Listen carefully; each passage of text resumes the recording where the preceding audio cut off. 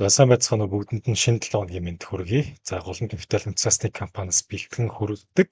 За маркет апдейтийн ээлж дугаарыг хүрэхэд бэлэн болоод байна. За тэгэхээр өнгөрсөн 7 хоногт Америкийн нэгдсэн улсын зах зээл дээр бол маш хилбэлзэл дүүрэн 7 хоног болж өнгөрлөө. Яг хуу 7 хоногийн ихээр одоо Америкийн нэгдсэн улсын одоо технологи за энэ хувьцааны зах зээлийг хөдөлгөж байгаа гол хувьцаанууд салбар болох технологи болон хагас дамжуулагчийн салбарын компаниудын хувьцааны ханш уналттай байсан бол за 7 хоногийн сүүл буюу 4 дахь өдрөөс эхлээд ханшууд маш хүчтэй буцаад сэргийлтийг авсан төр зүгтээ байлаа. За тэгэхээр өнгөрсөн 7 хоногт энэхүү хөдөлгөөнийг үзүүлэхэд ямар мэдээллүүд ямар зүйлсүүд за мөн эдийн засгийн нөхцөл байдал талаасаа ямар хүчин зүйлсүүд болов гэдгийг өнөөдөр эхлээд хэдүүлээ ярьж эхлэе.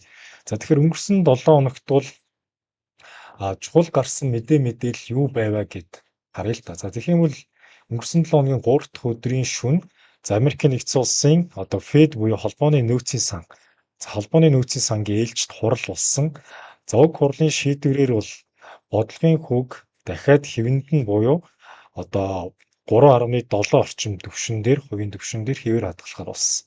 За яг хуу зах зээл дээр бол аль өнгөрсөн 7 дугаар сар гарснаас хойш шул зах зээл дээр бодлогын хүүгүүл 0.25% өсөх боломжтой гэдэг хүлээлтүүд бол эдийнэ дарахад яваад байсан. За харин уг өнгөрсөн 7 хоногт болсон хурлаар бол бодлогын хүүгүүл 3.5-аас 375% түвшинд нь хэвээр хадгалахаар болсон байна. За яг хувийн хурлыг одоо уг шийдвэрийг гаргахад бол одоо холбооны нөөцийн сангийн гишүүдийн санал хураалтаар болдог. За уг санал хураалтаар бол яг 9 гурийн харьцаатайгаар бол буцаад хэвэнд нь хадгалахаар болсон гэсэн. Тэгэхээр бол яг ерөнхийдөө дараагийн хурлаар бас хүүг хэвэнд нь үлдээх үү өсөх үү гэдэг асуудал бол бас дахиад олонний одоо анхаарлын төв буюу асуултын тэмдэг болоод үлдчихэж байгаа гэж хэлж болж байгаа. За мөн холбооны нөөцийн сангийн энэ хүүгийн шийдвэрийг гаргахад нөлөөлдөг хамгийн чухал хүчин зүйл бол инфляцийн түвшин байдаг тийм ээ.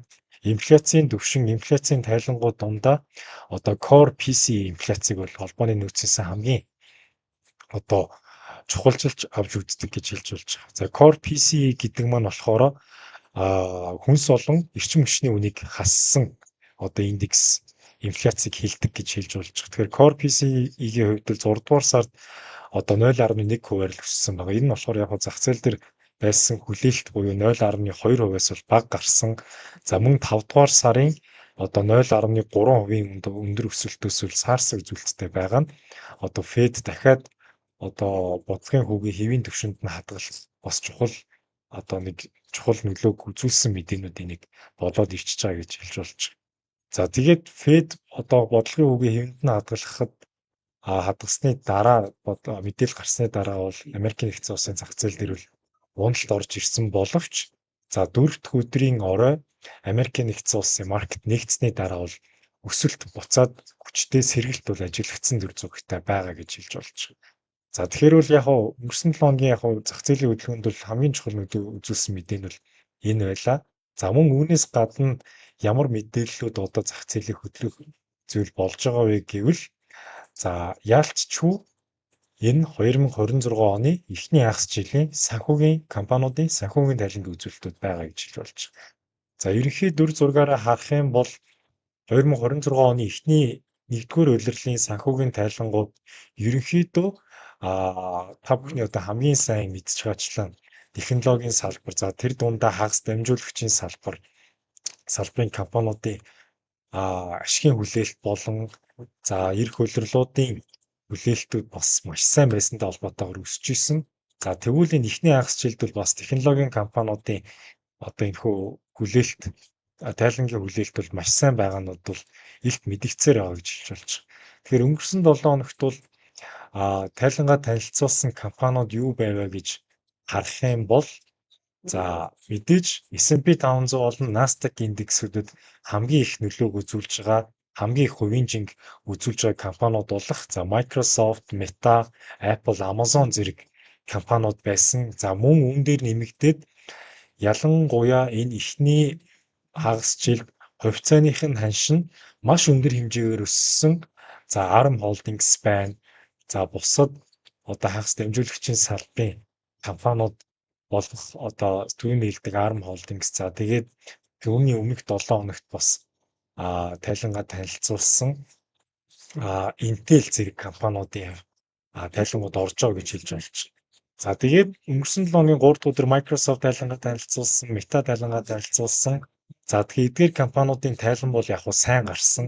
За сайн гарч байгааг нь бид бүхэн юугаар хэмжиж үзэж харж байгаа вэ гэхээр мэдээж өнгөрсөн одоо улирлуудад гаргасан зардлуудыг харж байгаа. Тухайн компаниуд хэр их зардлуудыг гаргаж байгаа, хэр их capex зардлуудыг гаргасан. Capex зардлуудынх нь зардлаас үүссэн дахиад орлого нь хэр их хэмжээгээр орж ирж байгаа бэ гэдэг зүйлсүүдийг харсан.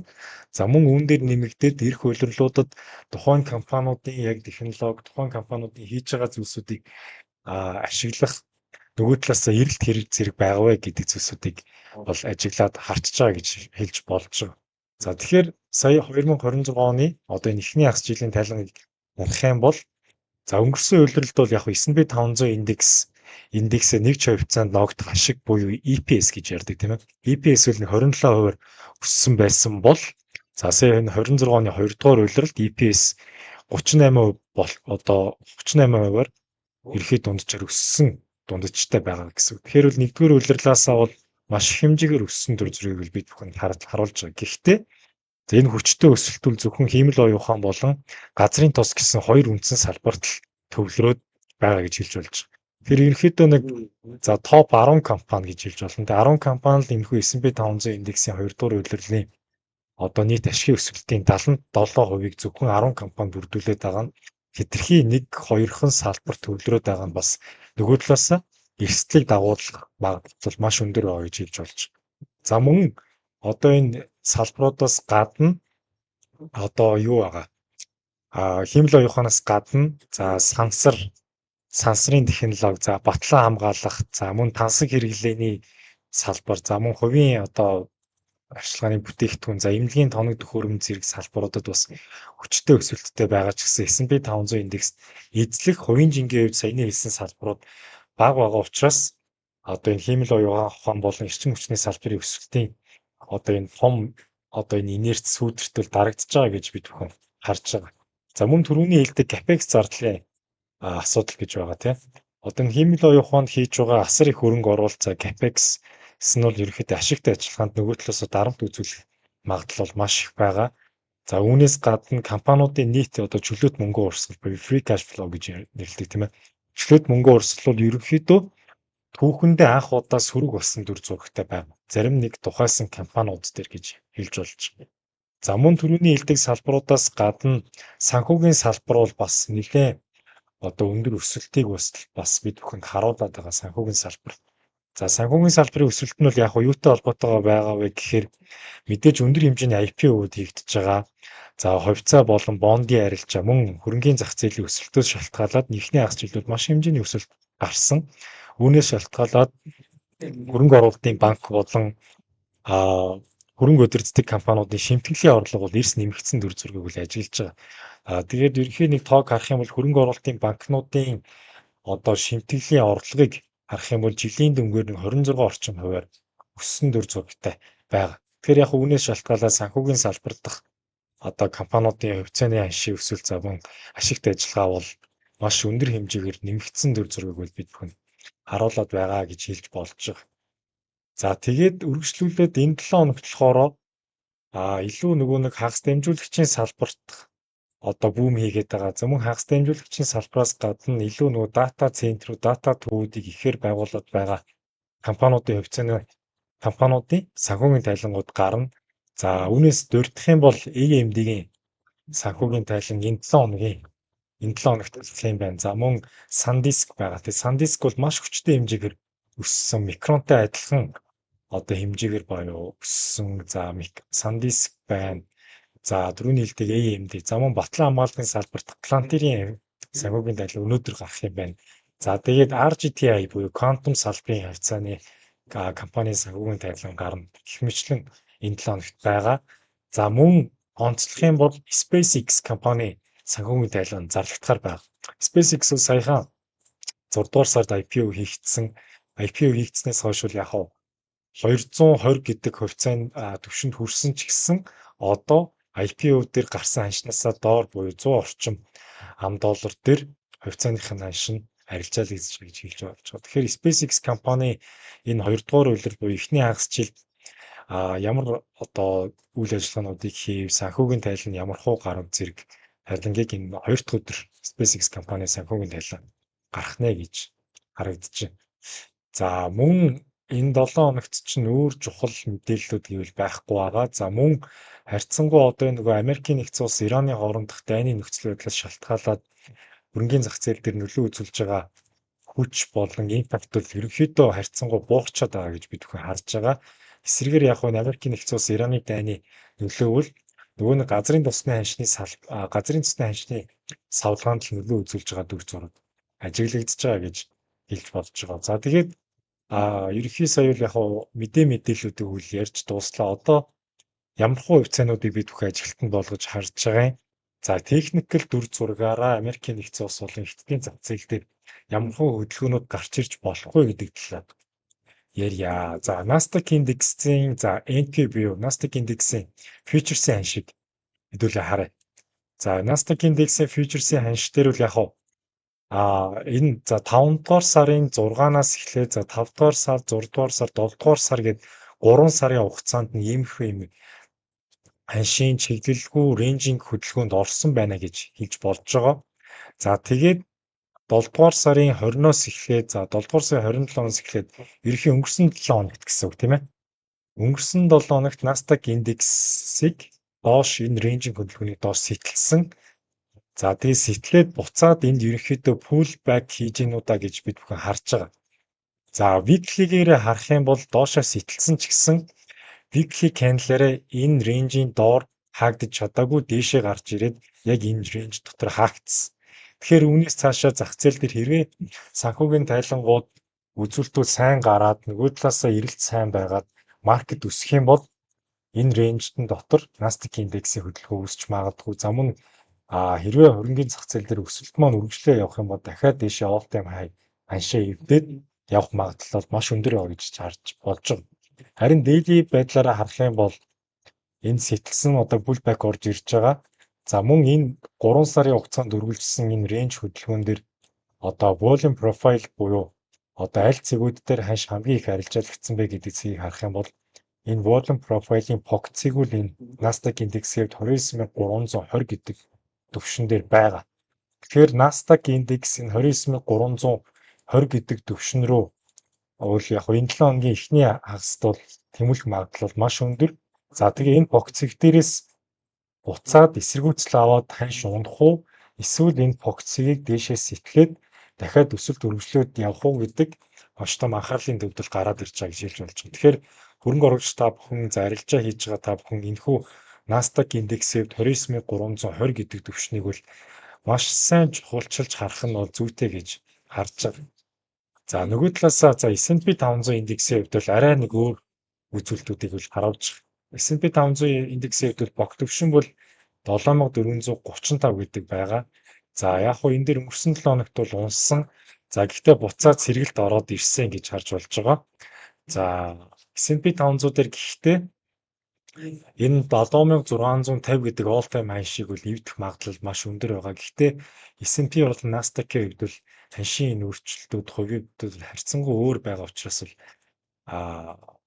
жоохон яг адилхан техник шинжилгээгээр харах нь бол жоохон өрөөсгөл гэж харагдахаар байгаа гэж хэлж болж байна.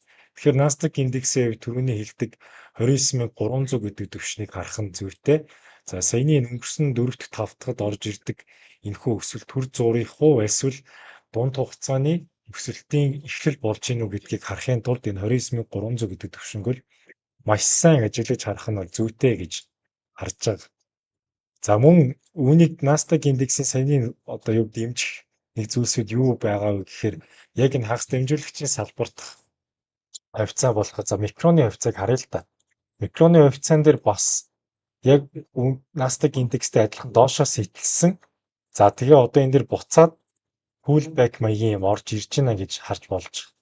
За pullback нь яг юун дээрээ гэхээр энэ сүүлийн 3 сар бас микрон дээр үргэлжилсэн энэ volume profile-ийн POC түвшин дээр маш цэвэрхэн байдлаар ойгоод доошоо энийг сэтэлж чадахгүй доошоо унаж байгаа дүр зураг ажиглагдсан. Тэгэхээр бол яг хуу энэ дүр зураг бол зөвхөн микронч гэлтгүй бусад компаниуд дээр бол ажиглагдж байгаа гэж харж болж байгаа. Тэгэхээр бол яг хуу түрүүний яг Nasdaq индексийн 29,300 гэдэг түвшинг ажиглагч харах түвшинг бол энэ зүйл бас нотлоод харуулад ирчихэж байна гэж хэлж болохоор байгаа. За мөн Intel дээр ч гэсэн яг тэр дүр зураг ажиглагдж байгаа. Гэхдээ Intel дээр бол богд түвшин бол арай дээр байгаа учраас бол тэгж харах нь жоохон тохиромжгүй. Харин за энэхүү нэг энэ 96 орчим дээр бас нэг юм эсэргүүцлийн бүс байгаа. Энэ дээр ирээд унсан дүр зураг ажиглагдж байгаа гэж хэлж болж байгаа. Тэгэхээр бол яг маркет бол өссөн. Гэхдээ буцаад энэ нэг төр зүрийн өсөлтөө эсвэл үнэхээр дунд хугацааны өсөлтөө гэдгийг харахад бас жоохон хараахан эрт байна гэж бид бүхэн хэлэхээр байгаа. За мөн онцолж байгаа нэг хувьцаа юу вэ гэвэл энэ Iron Limited гэх компани байгаа. За энэ компани яг цаад бизнес нь юу хийгддэг, ямар компани вэ гэдээ товчхон зүгээр тайлбарлах юм бол за өмнө нь бол яг биткойн олборлдог, биткойн майнинг хийдэг компани байсан. Өнгөрсөн нэг 2019, 18, 20 онуудад бол биткойн майнинг хийдэг компани байсан. За тэгээд сүүлийн 2 жилийн хугацаанд бол өмнө биткойн майнинг хийдэг байсан дата центрүүдээ ашиглаад маш томоохон хэмжээний тэр технологийн компаниуд за жишээлбэл түүний нэг Microsoft компанид өөрсдийнхөө дата центрүүдийг түрээсэлж эхэлж байгаа. Тэгэхээр бол томоохон компаниуд одоо яаж байгаа вэ гэхээр дата центрүүдийг илүү нөгөө нэг шинээр барьж байгуулахаас илүү өмнө байгаа дата центрүүдийг түрээслэх зарчмаар өөрсдийнхөө компаниудад бол ашигтай байдлаар ашиглаж эхэлж байгаа. Тэгэхээр бол уг компанийн хувьд бол дата центрийг түрээсэлдэг түрээсийн орлогоор ихэнх орлого нь бүрдүүлэгдэж байгаа. Мөн дата центрүүд нь илүү нөгөө сэргээгт эрчим хүчээр ажилладаг гэдгээрээ давуу тал байгаа. Тийм учраас зардал мэдээж маш бага гарч байгаа. Тэгэхээр энэ Iron Limited гэдэг энэ компанийн хувьд бол цаашдаа өсөх потенциал боломж бол маш өндөр байгаа гэж бид бүхэн харж байгаа. За та бүхэн хэрвээ санаж байгаа бол өнгөрсөн 7 хоног Viber group дээр бас энэ 34 орчим ханш дээр бол худалдаж авах тохиромжтой гэдэг саналыг бол хэлж исэн. За тэгээд 4 дахь өдөр ханш нь өсөөд 5 дахьд бол харьцангуй унсан дүр зурагтай байгаа. Тэгэхээр бол энд нэг богино хугацааны correction орж ирсэн гэж үзэх юм бол одоо бас худалдаж авахд бол тохиромжтой гэдэг байдлыг үлхэлж болохоор байгаа. За тэгээд stop loss-ыг бол яг хөө энэ түрүүн энэ доор ёроолддог 28 гэдэг төвшингийн доор тавиад жоохон дунд хугацааны өсөлтийг харуул тохиромжтой гэж Iron гэдэг компани дэр харахаар байна. За SpaceX бол хамгийн анх IPO анхдаг зах зээлийн ханшил 130 гэдэг төвшин дээр бол харсан. За одоо бол түүнээсээ доошоо унаад 107 дээр харж байна. Тэгэхээр SpaceX дээр бол ямар нэгэн төлөвлөгөө бол одоогор бол байхгүй байгаа. Буцаад дахиад хэрвээ энэ 107-оос өсвөл одоо яг маргааш тайлан гарна. Тайлантай холбоотойгоор өсөлт орж ирж магадгүй. Хэрвээ муу гарвал бүр доошоо 92 гэдэг төвшин рүү бол явах магадлал маш өндөр гэж харж байгаа. За Intel дээр бас түрүүн хэлчихсэн байгаа. Тэгээ энэ дээр яг pullback юм 97 дээр бол pullback орж ирж байна гэж харж болж байгаа. За тэгээд ерөнхий Intel-ийн хувьд бол нөгөө нэг маркет өсөх юм бол буцаад үүнийгээ дагаад өсөх боломж бол байгаа гэж харахаар байгаа. За PayPal дээр бол бид бүхний бол ажилтнанд байгаа хувьцаануудын нэг тийм ээ. PayPal дээр бол судалгааг бас олон нийтэд танилцуулчихсан байгаа. За ханшийн хувь зүгээр маркет апдейтыг танилцуулах юм бол ханш энэ дээр маш хүчтэй өсснөөс хойш бол энэ 51-ээс 59 гэдэг төвшний хооронд байгаа тийм. Энэ дээр зөвхөн POC төвшинг volume profile датад үзэх юм бол одоо энэ 56.8 гэдэг төвшин бол POC төвшин байгаа. Тэгэхээр энэ төвшингөөс доошоо орох уу дээшээ өсөх үү гэдгийг ажиллаж харах нь зүйтэй. Хэрвээ энднээс доошоо ороод ирэх юм бол ерөнхийдөө энэ орсон цэг дээр бол бид бүхэн 55 орчим дээр бол break-even зүгт stop loss тавиад өргөчий гэсэн төлөвлөгөөтэй бол байгаа. За урт хугацаанд бол нэг 72 за 73 гэдэг төвшин рүү бол явах магадлал бол маш өндөр байгаа гэж PayPal дээр харж байгаа. За Broadcom дээр бол яг бол урт хугацаанд зүгээр хоолд гэсэн саналтай байгаа. За Oracle-ыг бас ярих зүйтэй байна. Oracle дээр бол яг одоо өмнө нь бол өнгөрсөн 7 дугаар сард бол энэ 135 гэдэг төвшинг бол шал үнийн биш үү гэсэн одоо таамагтай байсан боловч доошоо хүчтэй унсан. За тэгээд энэ 115 гэдэг төвшин дээр ёроолцсон байна. Тэгэхээр ханшийг бүр хэдүүлээ өнгөрсөн за 5 жилийн хугацаанд ханшийн чартыг ингээ харах юм бол энэ нэг 115 гэдэг дэвшин бол маш хүчтэй энд нэг дэмжлэгийн бүс болоод ирчихэж байгаа. Тэгэхээр сая өнгөрсөн 7 хоногт бол энэ 115 дээр хүрээд дээшээ хүчтэй өссөн мөн фокус яг энэ 115 дээр байгаа. Тэгэхээр үүн дээр ирээд яг ханшийн маш сайн цуглуултыг бол энэ дээр хийсэн байна. Одоо энэ 115-аас 120 гэдэг төвшингийн орон. За тэгээд дээшээ өссөн. Одоо нэг overnight ханш дээр 131-тэй. Тэгэхээр бол бид бүхэн бас Oracle-ийн хувьд бол дахиад урт хугацаанд хоолд гэсэн төлөвлөгөөтэй байгаа. За мөн дахиж нэмж орох төлөвлөгөөтэй байгаа хүмүүст бол бас өнөөдрийн ханшийг харж байгаад нэг 125-аас 130-ийн хооронд нэмж худалдаж авбал маш тохиромжтой гэдэг одоо саналыг хэлмээр байгаа. За SMCI дээр бол яг бас нэг аудитын тайлангийн асуудалтай бас ороод ирсэн шүү дээ. Тэгэхээр яг аудитын компани бол гарцсангуу нөгөө нэг төлрөгөө гараад шийдэгдсэн юм шиг байлаа. Мөн SMCI-гийн хувьд нөгөө дата центрүүд ихээр төвлөрүүлж байгаа учраас ерөнхий урт хугацаанд бол дахиад ханшийг энэ хувьцааг бол барих хоолт хийх төлөвлөгөөтэй байгаа. За тэгээд энэ 23 дээр Yorol-доо дахиад маш сайн correction орж ирээд энд бол цэвэрхэн хөдөлгөөнийг л SMCI-гийн хувьд л үзүүлээд байгаа. Тэгэхээр бол яаран их гараад бол гарах шаардлага бол байхгүй бах. Ер нь урт хугацаанд дахиад хоолт хийвэл боломжтой гэдэг зүйлийг бол харж байгаа. За Nvidia дараагийнх нь тийм. Nvidia дээр бол ерөнхийдөө нөгөө нэг uptrend bull market бол Nvidia дээр uptrend бол үргэлжилж байгаа гэж харж байгаа урт хугацаанд тийм ээ. Тэгэхээр бол энэ дээр нэг юм ханшийн урт хугацааны өсөлтийн тренд үргэлжилж байгаа. За тэгээ энэ дээр маш сайн шалгаад яваад байгаа тийм. Өмнө энэ 20 оны 4 сар шалгасан. За энэ 26 оны 3 сард нэг шалгасан. За тэгээ сая 7 сард маш сайхан цэвэрхэн яг шалгаад эхэлж байгаа. За тэгээд энэ 195 гэдэг бүс дээр бол өвчтэй дэмжлэгийн бүс бол хэвээр бол байсаар байгаа. За тэгээд үнчнээс үл дэмжлэг аваад одоо өсөж байгаа 202 орчим дээр байгаа. За ерөнхийдөө нөгөө технологийн компаниуд дээшээ өсөөд маркет ерөнхийдөө нэг өсөлтийн чиг хандлагатай байх юм бол Nvidia-гийн ханшил дээшээ өсөөд явах магадлал маш өндөр байгаа. Ерөнхийдөө бол 250 гэдэг төвшнөрөө бол харж байгаа. За тэгээд мөн Nvidia-гийн нөгөө санхүүгийн тайлан бусад компаниудтайгаа харьцуулахад бол харьцангуй сүүлд гардаг байгаа шүү дээ. 8 сарын 26-нд зарлагдахаар хүлээгдэж байгаа Nvidia-гийн хувьд. За Microsoft тэр сая бол тайлан нь бол маш сайн гарсан байгаа. Microsoft-ийн хувьд бол Microsoft-ийн ханшиг за хэдүүлээ харах юм бол ерөнхий яг энэ 400 гэдэг төвшин дээр бол ерөнхийдөө манай дээр байгаа хөрөнгө оруулагч нарын ханшийн дундчил 400 дээр бол байгаа гэж хараад байгаа тийм. Тэр бол 400-аас бол аль хэдийн одоо ашиг руугаа орчоод байгаа. 400 дээр дундчиг харахад нэг одоо 17 орчим хувийн ашигтай байгаа. Бид бүхний эхний ээлжинд харж байгаа ханшийн таргет бол 555 гэдэг төвшин байгаа. За тэгээд яг хоо одоо харах юм бол энэ дээр нэг өмнө 470 дээр нэг өмнөх ориентцэг байгаа. За мөн энэ дээр нэг юм gap үүсгэсэн байгаа шүү дээ. Энэ gap-ыг өгөөд энэ 475-аас 480 гэдэг төвшин бас нэг юм дахиад эсэргүүцлийн төвшин болоод ирчихэж байгаа гэж хэлж болж. Хэврээ 480 дээрээс эсэргүүцээд ханш дээшээ өсөж чадахгүй бол буцаад нэг юм correction засварын хөдөлгөөн орж ирэх болов уу гэж харж байгаа.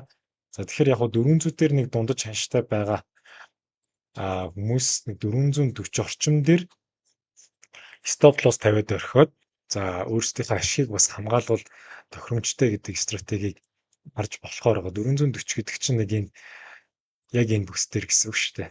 Тэгэхээр яг буцаад Microsoft-ийн хувьд 550 руу явна гэдэг маань бас жоохон нэлээд хэцүү болов уу гэж харж байгаа. 550-аас өмнө энэ нэг 480 гэдэг бүс дээр бол нэг нэлээд хүчтэй эсэргүүцлийн төвшин байгаа. Тэгэхээр бол яг энэ бүс рүү ирчих юм бол нэг бол ашигынхаа талыг хэрэгжүүлээд хааж болно. Нэг бол цаашаа хадгалаад хоолт хийгээд явбал тохиромжтой гэж харж байгаа. За Meta дээр бас жоохон асуудал гэвэл Meta дээр яг сая 523 гэдэг бол яг энэ өмнөх шал дээр ирээд цэвэрхэн шалгасан. Гэхдээ яг хоо метод дээр ч гэсэн бид эдийн ханшуулыг 580 орчим дээр байгаа учраас яг хараахан гараагүй хоолт хийгээл явж байгаа. За ерөнхийдөө дахиад яг өмнөх оройн цэг рүүгээ л гэж урт хугацаанд харж байгаа. Тэгэхээр яг метагаас бол алдагдлаа хүлээгээд гарах нь бол жоохон өрөөсгөл байх. Ерөнхийдөө хоолт хийе явбал зүгээр байгаа. За Nvidia-г бас коммент дээр асуусан байна те. Nvidia-гийн хувьд бол түр хугацаанд хадгалж исэн зүгээр болов уу гэж харж байгаа. За TSM-ийг асуусан байна те.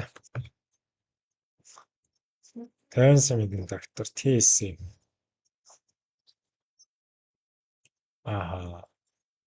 TSM дээр бол яг бас л нөгөө нэг ийм аптренд үргэлжилж исэн. Nvidia-тай бас адилхан дүр зураг бол ажиглагдсан байна те. Аптренд үргэлжилж байгаа. За тэгээ энэ дээр фейк аут хийсэн байна гэж харж болж байна те. Энэ аптрендийг бол энэ дээр хүчтэй нэг юм сэтгээд доош унсан байна шүү дээ. За тэгээ буцаад дэшээ сэргээд ороод ирсэн. Энэ дээр яг уу фейк аут хийсэн хөдөлгөөн гарсан гэж харж болно TSM дээр. За тэгээд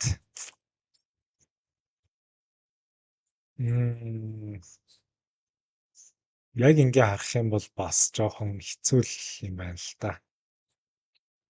Volume profile татаад үзье. Тэгээ volume profile татаад үзэх юм бол яг одоо эн чинь 26 оны 2 сар зам 26 оны 4 сараас нөгөө нэг all time high ханшаа эвдсэн цэгээс эхлээд яг одоо хүртэл бок зүгээр татаад үзэх юм бол volume profile-ийн бокуулын 405 орчим дээр байгаа. Тэгэхээр энэ 405-аас хэрвээ доош унах юм бол бас жоохон хэцүү. Гэхдээ TSM-ийн хувьд нэг бусад нэг хагас дамжуулагчийн салбарын хувьцаануудын өсөлт ямар байна вэ? Ерөнхий нөгөө маркетинг чиг хандлага дагаад явах болов гэсэн төлөвлөгөөтэй байгаа. Хэрвээ маркет өсөө явуулах юм бол TSM ч гэсэн цаашдаа өсөх болов гэсэн төлөвлөгөө TSM дээр байна. За мөн Google дээр нэрээ buy гэсэн төлөвлөгөөтэй байгаа.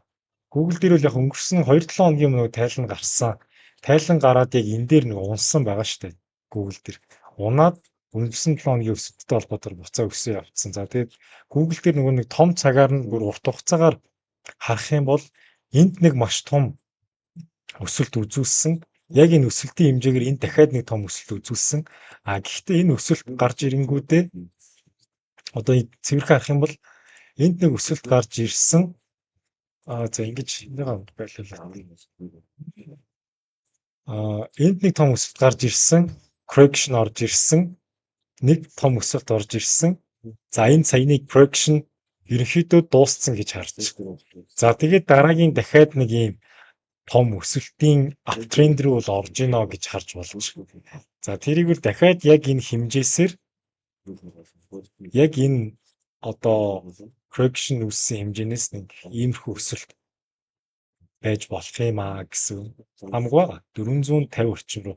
Тэгэхээр бол одоо бас худалдаад авахад нэг 30 орчим хувийн өсөлтийг бол харж болохоор байгаа. За тэгээд мөн үүн дээр чинь бас нэг техник шинжилгээний хамгийн энгийн арга бол ийм нэг юм өсөлтийн флагийг ингээд цэвэрхэн үүсгэсэн байгаа шүү дээ. Ингээд өсөлтийн флаг байгаа гэж харж болж байгаа. За мөн үүн дээр Fibonacci татаад үзэх юм бол одоо Fibonacci-гийн 0.38.2-ын энэ рейнжийн хооронд маш цэвэрхэн ийм ойгоо дэш өсөж байгаа дүр зураг ажиглагдж байгаа. За өмнөх бас энэхүү нөгөө нэг өсөлтийг харах юм бол энэ дээр Fibonacci татаад үзэх юм бол бас энэ 0.5 гэдэг болон 38.2-ын хооронд маш цэвэрхэн одоо энэ өсөлтийн одоо эсэргүүцлийг аваад дэш өсөж байгаа дүр зураг ажиглагдж байгаа. За тэгэхээр Google компаниг бол бас энэ дээр ажиллаж урж байгаа гэж эцэст нь хэлмээр байна. За Babag бас асуусан байна те. За Babag яриад дуусгая. Babag-ийн хувьд бол бас бид бүхний нэг авсан дундаж ханшуул бас нэлээд өндөр дээр байгаа. Тэгээд дээшээ нэлээд өсчихсөн те. За Babag-ийн Америк дээрх юм. Babag дээр чинь баг бид хэдийн дундаж ханш дээр бол одоо яг гоё ирээд байгаа. 120 орчим дээр дундаж ханш маань байсан. За тэгээд Babag баг доошоо эн чинь 30 орчим хувиар 91 хүртэл унсан байна. Тэгэхээр л яг бид бүхэн бол хоолд гэсэн төлөвлөгөөтэй байсан. За гэдэг ханшийг унах туссан бол баг багаар түүж авсан. За тэгээ энэ 117, 15 гэдэг дээр бол нэг бас эсэргүүцлийн бүс байсан боловч энийгээ бас хөөхөн дээшээ сэтгэлээд гараад ирсэн байна. Одоо өвөр ноётын анш дээр 127 дээр байна. Тэгэхээр бол баба бол цаашаа урт хугацаанд бол өсөлтийн тренд рүү бол аль хэдийн шилжчихсэн гэж харж болж байгаа. Тэгэхээр бол баба дээр бол буцаад аншийг бол энэ 145 гэдэг түвшнөрөө харж байгаа. Энэ 145 дээр одоо өнгөрсөн хугацаанд нэг сайн харах юм бол энэ 145 яагаад ингэж өсөөд унсан бэ гэхээр энэ дээр нэг тайлан гарч ирсэн. Тайлан гараад анш хүчтэй өссөн боловч тухайн үед нэг маркет бас яг жоохон хиттийн компаниуд унаж таарад баба унсан зураг үл байсан тийм ээ. Тэгэхээр эхний ээлжин 145 гэдэг түвшинг үл ивдэх хэрэгтэй. За тэгээд 180 гэдэг түвшнэргөө үл явах магадлал маш өндөр байгаа гэж харж болж байгаа. Баба бол одоо сая Хонконг дээр бол нэлээд өндөр өссөн байгаа шүү дээ. Хонконг дээр гэхэд одоо энэ чинь бараг 8-7 орчим өндөр өссөн төр зөрөгтэй байгаа. Тэгэхээр баба дээр бол дахиад цаашдаа хоол correction орж ирэх юм бол баг багаар нэмээд явбал тохиромжтой гэж харж байгаа.